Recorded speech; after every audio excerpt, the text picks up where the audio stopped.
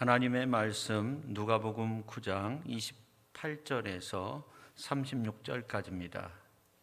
이 말씀을 하신 후 8일쯤 되어 예수께서 베드로와 요한과 야고보를 데리고 기도하시러 산에 올라가사 기도하실 때 용모가 변화되고 그 옷이 휘어져 광채가 나더라. 문득 두 사람이 예수와 함께 말하니 이는 모세와 엘리야라. 영광 중에 나타나서 장차 예수께서 예루살렘에서 별세하실 것을 말할세.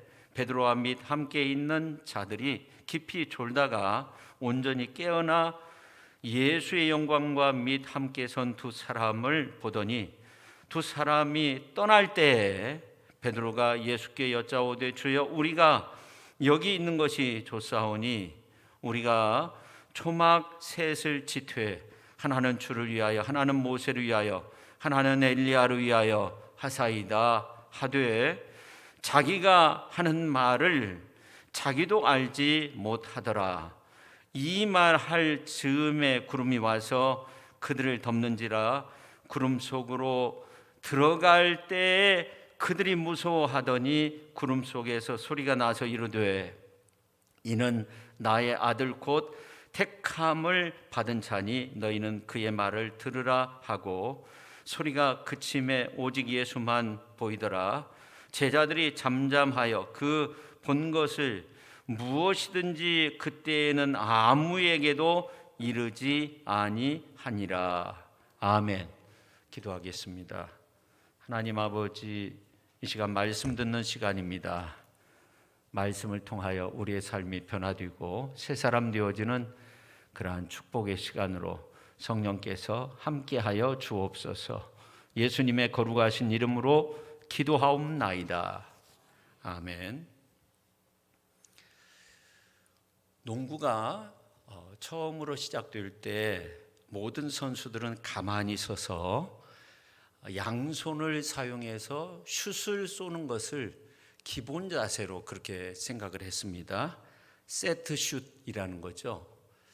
근데 그 프로농구 선수인 안젤로 루이세티라는 그러한 선수가 있었는데 이 선수는 오히려 한 손으로 점프하면서 슛을 하면 더 좋을 거다. 수비도 제끼고 또 공격적으로 공격할 수 있겠다. 이런 생각을 해서 계속적으로 연습을 하는데 주변에서 이런 어떤 폼에 대해서 좋지 않게 여겼는데 전담 코치는 한번 해보라고 용기를 주었다고 해요.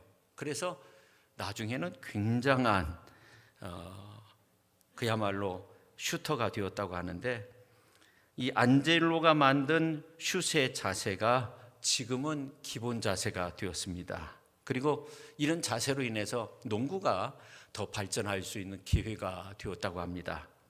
저는 이런 이야기를 듣고 모든 변화에는 용기가 필요하다 그런 생각을 했습니다. 목숨을 아끼지 않고 우리를 구원하시기 위해서 높고 높은 보좌 아래 버리고 낮고 천한 이 땅에 오신 예수님, 그 예수님을 믿는 우리가 예수 그리스도를 통해서 변화된 그 모습을 용기 있게 많은 사람들에게 보여주는 삶의 모습도 우리에게 필요한 줄로 믿습니다.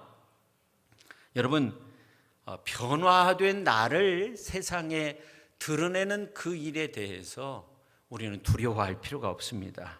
주님이 나와 함께 계심을 믿고 변화된 세상을 만들어갈 수 있는 저와 여러분 모두가 될 수 있기를 예수님의 이름으로 축원합니다.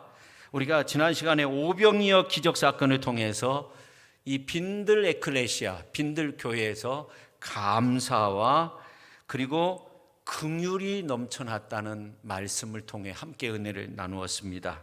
오늘 이제 본문 말씀은 예수님께서 베드로가 이제 신앙 고백한 이후에 순환 예고를 하시고 부활 예고를 하시고 그리고 여기 있는 사람들 가운데 서 있는 사람 중에 하나님의 나라를 볼 자도 있다. 그런 말씀을 하시고 난 다음에 일어난 변화산의 사건을 말씀하고 있습니다. 예수님께서 기도하시기 위해서 베드로와 야고보와 요한을 데리고 변화산에 오르셨어요. 기도하시다가 그 모습이 변화되셨어요. 자, 이 모습을 통해 우리가 함께 은혜를 나누고자 합니다. 지금도 감사한 것은 제가 고등학교 마치고 친구들하고 경포대에 갔어요. 새해 해맞이를 한다고 경포대에 가서 해맞이를 하고 곧바로 장성에 있는 변화산 기도원에 가가지고 거기에서 은혜 체험을 했어요. 은사 체험, 성령 체험을 했어요. 그때부터 기도의 사람이 됐고 또 하나님 나라 확장을 위해서 또 봉사일을 위해서 기도했던 그 모습이 저의 삶을 완전히 바꾸었다고 그렇게 생각합니다. 성도 여러분, 이 코로나 시대에 가장 피해를 안고 있는 곳이 교회라고 생각합니다. 우리 교회도 정말로 이 코로나 이후에 교회 나오지 않는 분들이 상당히 계십니다. 근데 이제 식당에 가거나 어떤 정치 모임이나 친교 모임이나 공공시설에 가는 것은 괜찮은데 교회에 가는 것을 꺼려하시는 분들도 상당히 생겨났어요. 근데 사실 교회는 마스크 쓰고 예배드리잖아요. 교회는 위험한 장소가 아닙니다. 주일 공예배는 일주일에 한 번 드리는 거죠. 주일 예배는 한 번밖에 드리지 않습니다. 또 기도의 처소는 다른 곳에 있고, 그러니 어떻게 보면 참 안전한 장소인데 이 교회를 신천지 모임처럼 그렇게 생각하는 경향들이 나타났어요. 그리고 이 교회 모임이 예배를 드리기 위해서 모이는 것이 상당히 안전하다는 것이 밝혀지기까지 상당한 시간이 흘렀어요. 그래가지고 이 교회가 많은 피해를 입고 있죠. 제가 이러한 말씀을 드리는 것은 교회만 살자는 것이 아닙니다. 성경에 보면 너희는 먼저 그의 나라와 그의 의를 구하라. 그리하면 이 모든 것을 더하여 주신다고 그렇게 말씀하고 있어요. 이 나라 민족 역사를 보십시오. 교회가 일어날 때 나라가 굳건하게 섰습니다. 북한은 형식적인 교회 몇 군데밖에 없어요. 교회를 세울 수도 없어요. 그야말로 6.25 이후에 교회가 다 사라졌어요. 북한 공산당이 와서 이 교회 섬기는 장로님이나 목사님들을 많이 죽였어요. 순교를 많이 당했죠. 북한 공산당이 교회 포비아를 만들었어요. 혐오감을 갖도록 만들었어요. 그래서 지금 북한에서 교회를 세울 수 없죠. 종교는 아편이라고 하잖아요. 그들이 그렇게 주장했어요. 근데 그 나라가 어떻게 되었습니까? 우리나라와 북한과 비교했을 때 경제적으로 비교가 되지 않죠. 모든 면에 있어서 어떻게 보면 북한은 몰락 직전에 있다. 그래서 핵 개발, 미사일 개발 이러한 것들을 많이 하고 있어요. 우리가 코로나 극복을 위해서 기도하고 있는데 먼저 이 땅의 사람들의 마음속에 교회 포비아, 혐오감 이러한 것들이 사라지게 해달라고 하나님 앞에 기도해야 됩니다. 교회는 기본적으로 위로받고 새 힘 얻고 새 능력 얻고 하나님의 은혜와 축복을 경험하고 치유와 회복을 경험하는 그러한 장소입니다. 교회는 질병을 키우는 장소가 아니죠. 학교에 가면 학문을 배우듯이 교회는 하나님의 은혜를 체험하고 하나님의 능력을 체험하는 장소입니다. 그래서 이런 인식으로의 전환이 있을 때 결국 이 나라가 사는 겁니다. 그렇습니다. 이 나라 민족을 살리는 생명의 터닝 포인트가 있어야 됩니다. 저는 이러한 측면에서 이 변화산의 사건이 참 중요하다고 생각합니다. 제자들이 예수님을 많이 따라다녔지만 변화되지 못했어요. 근데 영광된 모습으로 제자들 앞에 예수님이 섰을 때 그들은 완전히 변화돼 가지고 야고보 사도와 같은 경우는 맨 처음 순교를 당하는 그런 위대한 교회 지도자가 되었고, 베드로 사도도 베드로 후서에 있는 말씀을 보면 이 영광 중에 예수님께서 변화산에서 변형되시고 그 가운데 하나님의 음성을 들었다는 그러한 놀라운 고백을 합니다. 그뿐만 아니라 요한도 간접적으로 변화산의 사건을 표현하고 있는데 요한복음 1장 14절에 보면 말씀이 육신이 되어 우리 가운데 거하심에 우리가 그 영광을 보니 아버지의 독생자의 영광이요 은혜와 진리가 충만하였다고 그렇게 표현하고 있습니다.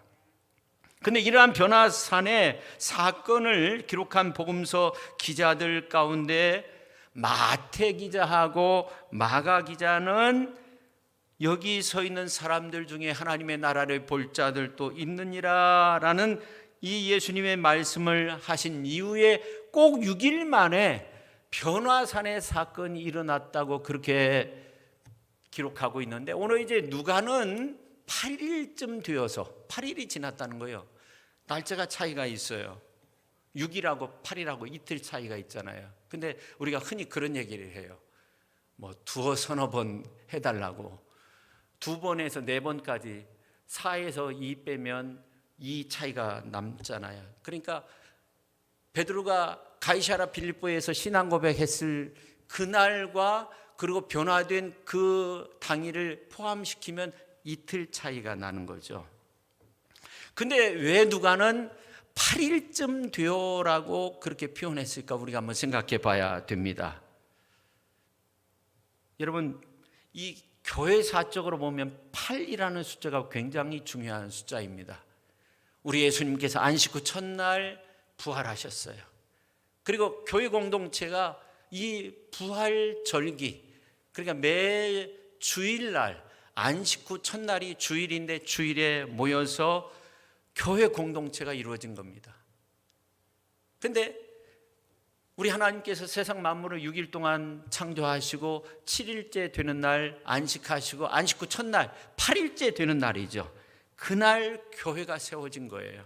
그러니까 이 누가는 변화산에서의 변화의 사건을 베드로가 신앙 고백한 날부터 계산해가지고 8일로 그렇게 말하면서 교회가 가지고 있는 본질을 이 변화산의 사건 속에서 발견하고자 했다는 것을 우리가 좀 짐작할 수 있어요. 그래서 오늘 28절에 보면 이 말씀을 하신 후 8일쯤 되어라고 그렇게 표현하고 있습니다. 누가가 보는 교회의 중요한 그 본질은 무언가? 결국 영광된 모습으로 변화되어야 한다는 거예요. 변화산의 그 사건이 중요하다는 거예요. 주님의 변화의 본질은 그럼 무언가? 바로 영광입니다. 영광. 주님의 몸된 교회도 그 본체는 영광입니다. 이스라엘 백성들이 광야에서 생활할 때 하나님께서 성막을 지으라 말씀하셔가지고 이스라엘 백성들이 이제 하나님의 말씀대로 성막을 짓고 한가운데 짓고 생활했어요. 근데 솔로몬 시대에는 성막 대신에 성전을 지었어요. 성전 지었을 때 하나님의 영광이 너무나도 가득해서 제사장들이 서서 봉사할 수 없을 정도가 되었는데, 그때가 언제였냐면 이 성전이 금으로 막 장식이 되어져서 영광이 가득한 것이 아니었어요. 하나님의 언약궤, 법궤를 성전에 모셨을 때 하나님의 영광이 가득하였다고 성경은 말씀하고 있어요. 그래서 이 교회는 우리가 하나님의 말씀을 통해서 힘을 얻고 하나님의 영광을 체험할 수 있는 그런 장소가 되어야 할 줄로 믿습니다. 주님의 몸된 교회의 본질은 결국 하나님 앞에 영광 올려드리는 데 있는 겁니다. 오늘 이제 본문 말씀 9장 34절 중반절에 있는 말씀 그 가운데 보면 영광의 구름이 와서 그들을 덮었다고 그렇게 말씀하고 있어요. 굉장히 능동적인 표현입니다. 영광의 구름이 와서 그들을 덮었다. 주님의 몸된 교회도 마찬가지입니다. 교회의 생명력, 하나님 앞에 영광 올려드리는 거고 쉐키나의 그 영광이 우리 가운데 임할 수 있어야 됩니다.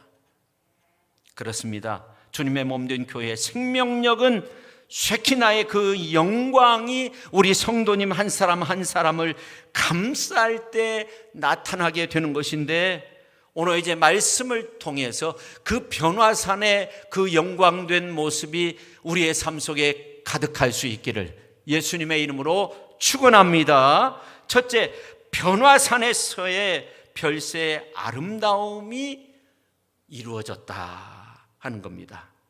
예수님이 변형되신 이유가 무엇일까 생각해 보면 예수님께서 어느 날 순환 예고를 하셨어요. 베드로의 신앙 고백한 이후에 내가 이제 예루살렘에 가서 십자가에 못 박히고 이제 죽게 된다는 거예요.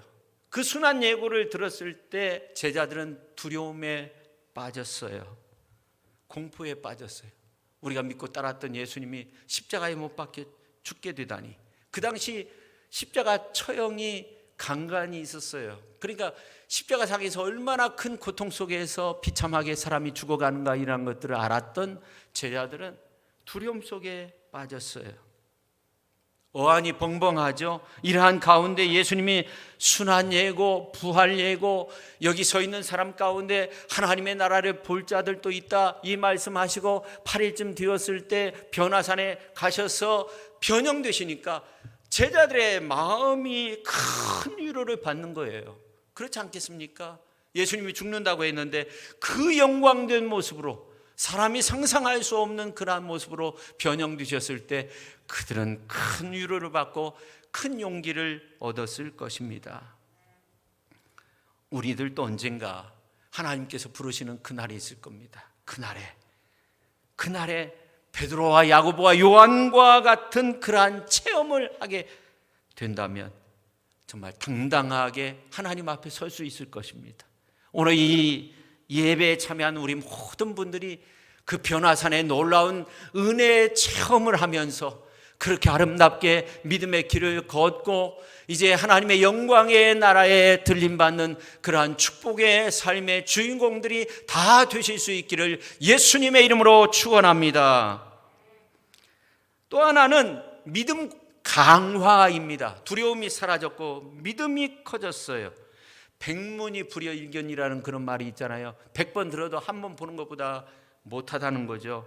예수님이 순환 예고, 부활 예고, 여기 서 있는 사람 가운데 하나님의 나라를 볼 자들도 있다, 이건 하나님의 말씀을 선포하신 거예요. 근데 예수님이 그 말씀을 선포하시고 조금 있다가 변화산상에서 그 모습이 변형되시는데 거기에 모세와 엘리야가 등장하고 예수님께서 별세하실 것을 또 말씀하시고, 이런 말씀을 들었을 때 그들은 큰 믿음의 사람으로 변화되었습니다. 우리가 생각할 때 변화산에 나타난 모세, 엘리야, 구약시대의 위대한 믿음의 사람들이죠. 이들은 이 땅에 있는 사람들이 아니었어요. 근데 예수님 앞에 등장을 한 거예요. 이런 어떤 체험이 있다고 한다면 정말로 큰 믿음의 사람이 될 거예요. 두려움이 없을 거예요. 이 코로나 시대에도 두려움 없이 그렇게 정말 하나님의 은혜 속에서 담대하게 살 수 있을 겁니다. 오늘 이제 본문의 제자들도 예수님의 순환 예고를 듣고 두려움에 차 있었습니다. 그런데 그 먼 옛날 위대한 신앙의 위인들이 등장을 하는 겁니다. 큰 위로를 받았습니다. 그래, 예수님의 말씀대로 이제 십자가상에서 예수님이 혹시 죽을지라도 분명 다시금 살아나실 것이다, 그런 믿음을 갖게 된 겁니다. 근데 참 재밌는 것은 이 변화산에 초대된 인물이 모세와 엘리야였다는 거예요. 모세는 율법을 대표하는 사람이고 엘리야는 어떤 사람이에요? 엘리야는 선지자, 예언자를 대표하는 사람이에요. 특별히 이분들은 하늘 영광을 사모하고 하나님의 영광을 체험한 사람들이었습니다. 모세는 40일 동안 금식 기도를 2번씩이나 했어요. 하나님과 정말 교제하면서 하나님의 모습을 간접적으로 이렇게 볼 수 있었던 사람이에요. 그가 얼마나 이제 영광 가운데 있었는지 산에서 내려왔을 때 그 얼굴이 광채가 나가지고 수건으로 얼굴을 가릴 정도가 됐어요. 근데 참 놀라운 것은 출애굽기 33장 18절에 있는 말씀을 보면 영광을 내게 보이소서, 모세가 하나님 앞에 기도하는데 나에게 영광을 보여달라고 그렇게 기도를 해요. 그러니까 영광 가운데서 하나님의 은혜를 체험한 사람, 하나님의 영광의 그 은혜 속에서 살았던 사람이 모세였습니다. 엘리야도 마찬가지입니다. 갈멜산에서 바알 아세라 목상을 섬기는 850명의 사람들, 850대 1로 싸울 때 놀라운 승리를 하는데 그때의 상황이 3년 6개월 동안 비가 오지 않았어요. 땅이 말랐어요. 땅이 말랐으니까 비 오는 식으로 대결을 하면 좋은데 엘리야는 어떻게 했어요? 그렇게 하지 않았어요. 불로써 불을 선택해요. 불로써 싸웠어요. 그러니까 엘리야 선지자는 하늘 영광의 불을 구하고 체험한 사람이었어요. 그 불로서 승리한 사람이었어요. 그래서 엘리야가 승천할 때 어떻게 돼요? 불병거 타고 승천했어요. 그런 것 보면 엘리야는 하나님의 영광의 불을 체험한 것이, 그것을 선택한 것이 참 잘한 거죠. 이렇게 모세나 엘리야가 하나님의 영광을 구하니까 그들을 따랐던 모세의 후계자 여호수아도 하나님의 영광을 구하는 사람이 되었고, 엘리야 뒤에 제자였던 엘리사도 하나님의 영광을 구하는 그런 위대한 영광의 사람이 되었어요. 성도 여러분, 우리가 살면서 체험적인 은혜 참 중요합니다. 우리가 하나님의 말씀을 많이 읽고 묵상하고 은혜 체험하는 것도 중요한데, 우리가 정말 하나님의 은혜를 경험하고 하나님의 살아계심을 체험하고 성령의 은혜, 은사를 경험하고 체험하고, 그러면서 우리의 믿음이 더욱더 커질 수 있는 겁니다. 여러분들도 이러한 변화산의 큰 놀라운 은혜를 정말로 간접적으로라도 체험할 수 있어서 말씀이 깊게 뿌리 내리는 그런 놀라운 역사가 가득할 수 있기를 예수님의 이름으로 축원합니다. 독일에 마티 바덴이라는 사람이 있었어요. 청년 때 친구하고 여행을 떠났어요. 여행 가기 위해서 신발 하나 사가지고 이제 여행을 갔는데, 어느 숙소에서 머물렀는데 자고 일어나니까 그 신발이 사라진 거예요. 정말 어렵게 여행을 떠나기 위해서 신발을 구입했는데 신발이 없어지니까 하나님 원망하면서, 내가 하나님 앞에서 뭘 잘못했냐고, 하나님 나에게 이렇게 어려운 시련을 주시냐고, 어려움 속에서 이 신발 샀는데 정말 하나님 이러실 수가 있느냐고, 내가 잘못한 것이 뭐냐고 막 그렇게 따지는 거예요. 그러니까 옆에 있던 친구가, 야, 그러지 말고 오늘 주일이니까 바데나 우리 교회 한번 가보자. 내가 여분의 신발을 가지고 왔는데 이거 신고 가자. 그래가지고 교회 갔는데 옆에 어느 사람이 있는데 막 눈물을 흘리면서 하나님 감사합니다, 하나님 감사. 가만히 보니까 두 다리가 없는 사람인데 감사라는 거예요. 자기는 싼 신발 잊어버렸다고 그렇게 하나님 원망했는데, 옆에 있는 사람은 두 다리가 없는데도 그렇게 하나님 앞에 감사 찬양 올려드리는 모습을 보고 이 사람이 충격을 받았어요. 그래서 내가 앞으로 살면서 언제나 하나님께 감사하면서 살겠다고 그렇게 고백을 하고 다짐을 했어요. 그래서 어떤 때든지 하나님 앞에 감사했어요. 그러니까 이름 모를 그 교회가 이 바덴이라는 사람에게 있어서 변화산과 같은 것이죠. 그 나중에 재무장관이 되고 총리가 되는 그런 놀라운 일을 그가 경험하고 하나님 앞에서 위대하게 쓰임받는 사람이 되었습니다. 오늘 내 삶의 태도는 내일의 삶을 바꾸는 줄로 믿습니다. 우리가 하나님 앞에 감사, 찬양, 영광 올려드리는 그것만큼 하나님께서 우리의 인생을 바꾸어 주실 거예요. 모든 일에 감사하고 감격하고 찬양하며 그렇게 믿음 안에서 승리의 길을 걷는 우리 모든 성도님들, 이 자리에 함께 계신 모든 분들이 다 되실 수 있기를 예수님의 이름으로 축원합니다. 그렇습니다. 우리가 이 땅 가운데 승리의 길이 어디 있느냐, 이기는 길이 어디 있느냐, 주님의 영광을 바라는 것입니다. 주님의 영광을 품어야 하는 겁니다. 영광의 주님이 우리와 함께 하심을 믿어야 하는 겁니다. 오늘 이제 31절 말씀 우리가 같이 한번 읽겠습니다. 31절입니다. 영광 중에 나타나서 장차 예수께서 예루살렘에서 별세하실 것을 말할세. 아멘. 자, 두 사람이 함께 모인 엘리야 그리고 모세가 예수님과 함께 이렇게 모여 있었는데, 그 큰 이유가 예수께서 예루살렘에 별세하실 것을 말했다는 거예요. 별세라는 거, 엑소돈, 헬라어로 엑소더스라는 그러한 말에서 나왔는데 떠남을 말하는, 출애굽을 말하는 거예요. 출국, 관문, 나감, 중요한 건 출구를 말하는 거예요. 출구를 말하는 겁니다. 모세는 엑소더스의 주인공이 있죠. 모세는 하나님의 명령에 따라서 바로에게 가서 이스라엘 백성들의 출구를 찾고자 했어요. 그래서 우리가 출애굽해야 된다고. 간접적으로 그렇게 표현을 하잖아요. 우리가 이제 광야에 가서 하나님 앞에 예배를 드려야 된다. 그게 출구라고 생각을 한 거예요. 근데 바로가 마음이 강팍해서 더 많은 시련이 있었지만 결국은 하나님의 능력 안에서 모세가 승리해서 이스라엘 백성들을 데리고 출애굽하게 됩니다. 엘리야도 북이스라엘의 가장 타락한 아합 왕 때 그가 정말 출구를 찾았어요.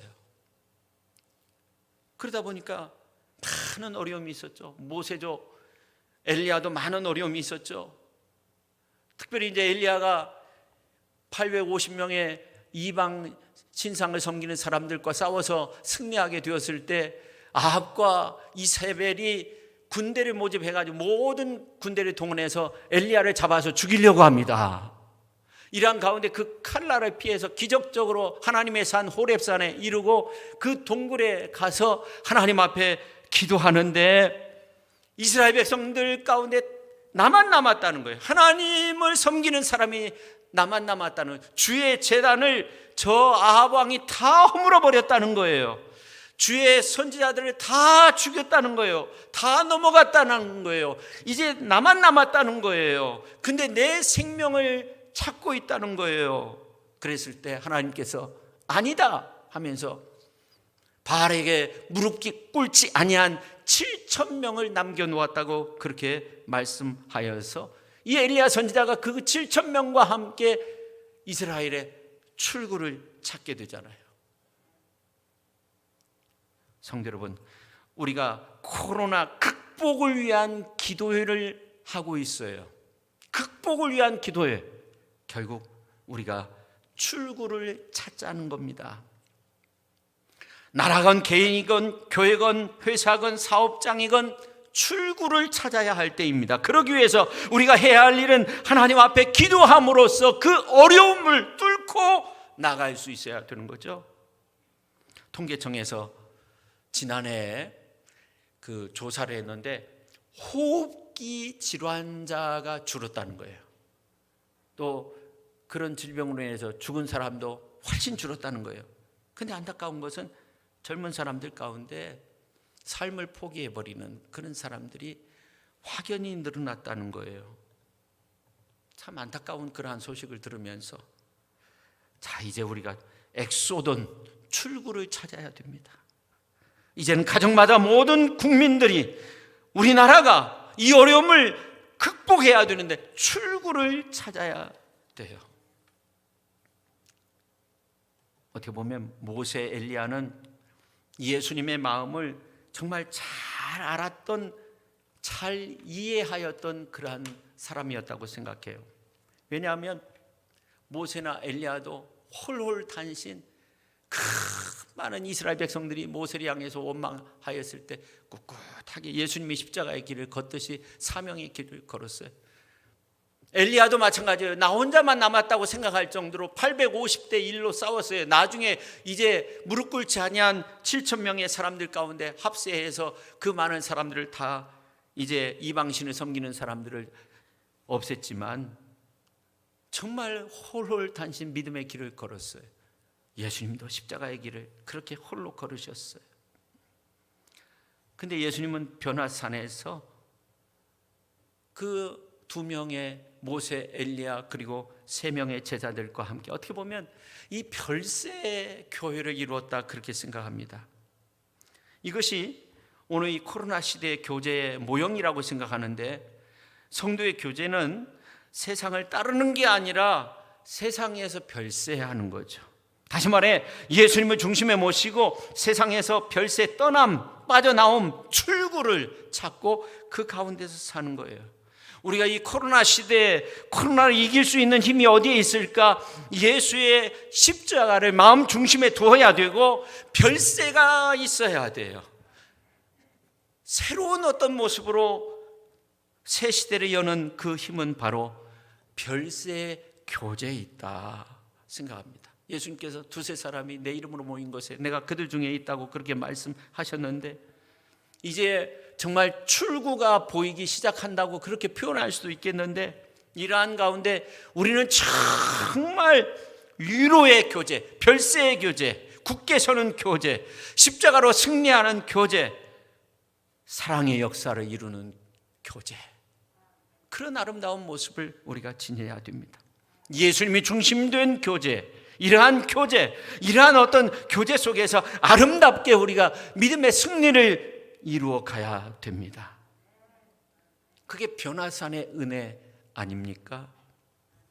성도 여러분, 이 누가복음서에 보면 변화산에서의 교제와 함께 이어지는 복음서의 그 내용을 읽어보면, 다시 말해서 누가복음서를 오늘 본문 말씀 그 이후의 내용들을 읽어보면 아주 긴박하게 별세에 관한, 출구에 관한 그러한 말씀들을 예수님께서 하고 계세요. 41절, 44절, 48절, 50절, 58절, 60절, 62절 그러한 말씀들을 보면 아주 짤막짤막한 그러한 소중한 말씀들을 하면서 별세와 아주 밀접한 관련된 말씀들을 하고 있어요. 우리가 153 기도회를 하는 것도 출구의 이야기를 하고 있는 거죠. 출구를 찾자는 겁니다. 우리가 신앙의 회복을 위해서 출구를 찾자는 겁니다.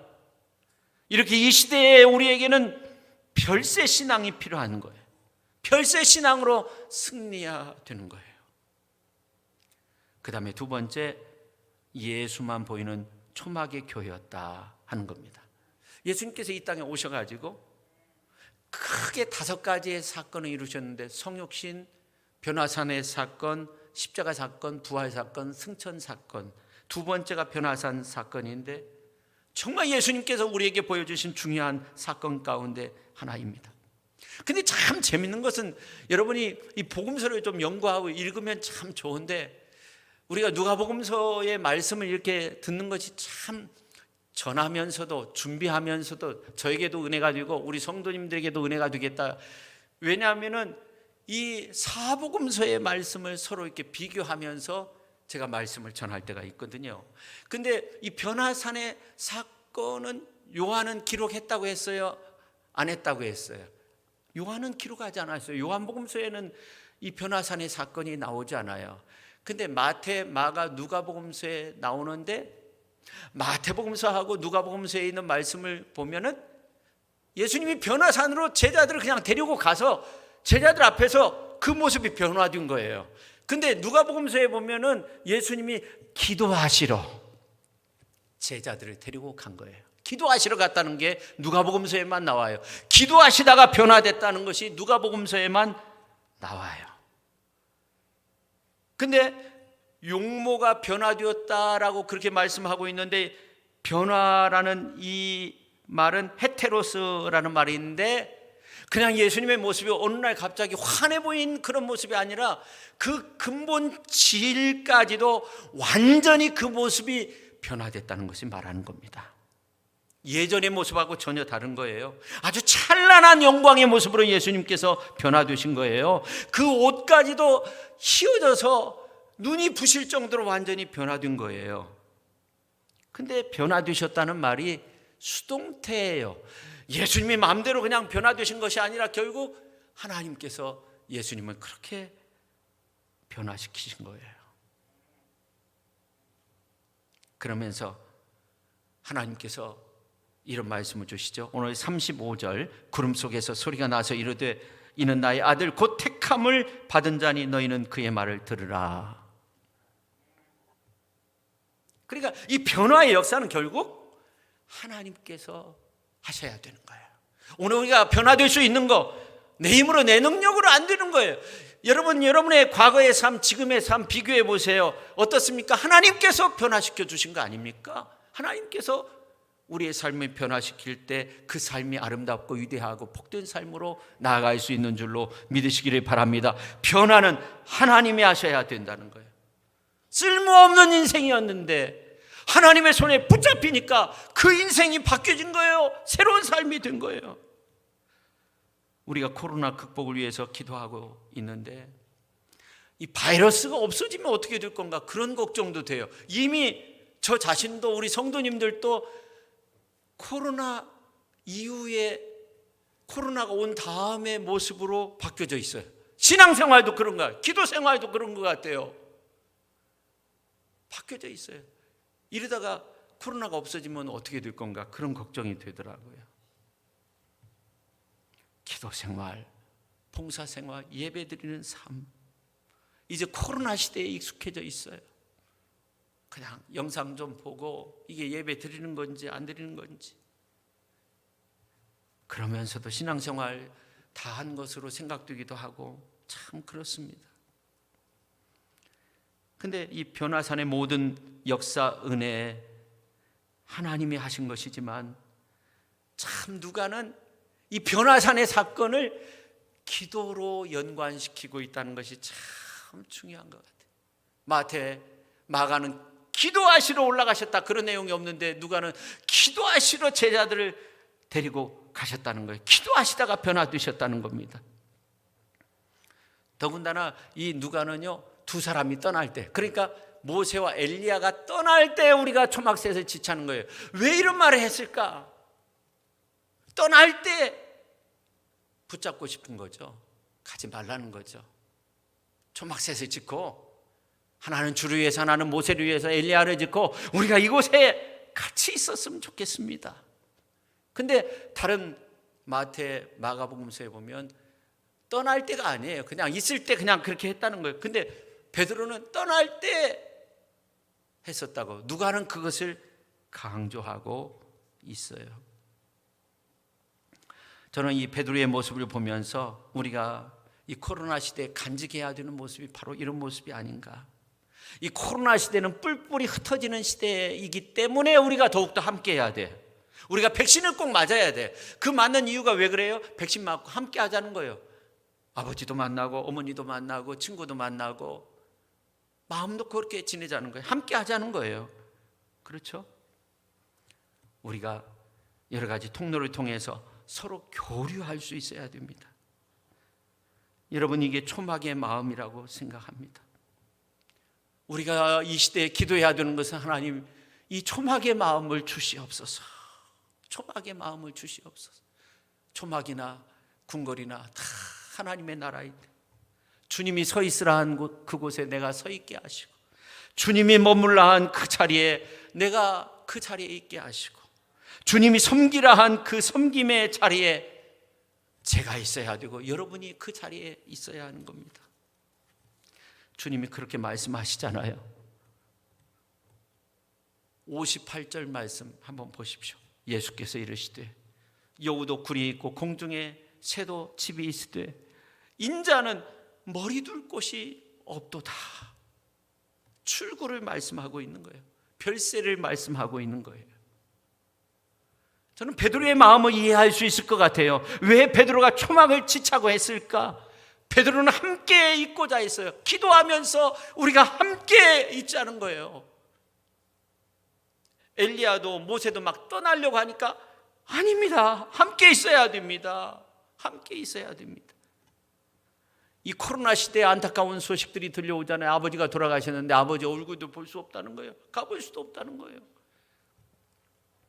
여러분, 세상은 전부 나를 버려도 말씀 육신이 되시고 우리를 위해서 구원의 십자가를 지신 예수님은 우리를 버리지 않습니다. 예수 내 친구, 날 버리지 않습니다. 오늘 이제 36절 전반절에 보면 소리가 그침에 오직 예수만 보이더라. 예수 내 친구, 날 버리지 않네. 할렐루야. 오직 예수만 보이는 거예요. 예수님은 버리지 않아요. 그러니까 이 초막의 시작도 완성도 목적도 끝도 바로 오직 예수, 예수만 보이더라. 내 인생의 시작도 끝도 오직 예수만 보이더라. 기도도 예수님의 이름으로, 섬김도 예수님의 이름으로, 말씀도 예수님의 이름으로 전하는 겁니다. 태초부터 있는 생명의 말씀에 관하여는 우리가 들은 바요, 눈으로 본 바요, 자세히 보고 우리의 손으로 만진 바라. 생명의 말씀이 예수 그리스도십니다. 이제 교회 문이 열려지면 오직 예수님만 보이는 교회가 되기를 원합니다. 예수님의 모습을 드러내는 성도의 모습을 보이길 원합니다. 어제 새벽에 한양 아파트에서 있었던 일입니다. 잠을 자려고 하는데 막 그 차가 무슨 주차장에 있을 때 이렇게 소리 나게, 아주 소리 삑 소리 나게 하는 거 있잖아요. 빵 소리 나게 하는 거 누르면 요즘은 되거든요. 그게 막 한 12시 좀 넘었는데 그게 막 계속 울려요. 막 잠들었는데 그러다가 한 3, 40분 있다가 또 울리는 거예요. 한 10분, 20분 울리는 거예요. 2시 20분쯤 됐는데, 그래서 두 번째 울렸을 때 내가 세 번째 울리면 나가서 이 많은 주민을 위해서 내가 한번 뭔가를 해봐야 되겠다. 그렇게 결심하고 2시 20분에 또 울리는 거예요. 저희 그 사택 바로 밑에 좋은 차예요. 막 소리도 커요. 막 나가보니까 주민들이 한 10분 정도 나와 있어요. 거기 전화번호를 봐가지고 전화를 하니까 전화를 바로 끊었다는 거예요. 근데 가만히 이제 서로 대화하고 뭐 그분을 누구 주인을 만나고 그런 건 아니에요. 카메라도 이렇게 찍기도 하고. 근데 내가 목사인데 여기 와서 뭐 싸울 것도 아닌데 내가 왜 그랬지, 그런 생각이 드는 거예요.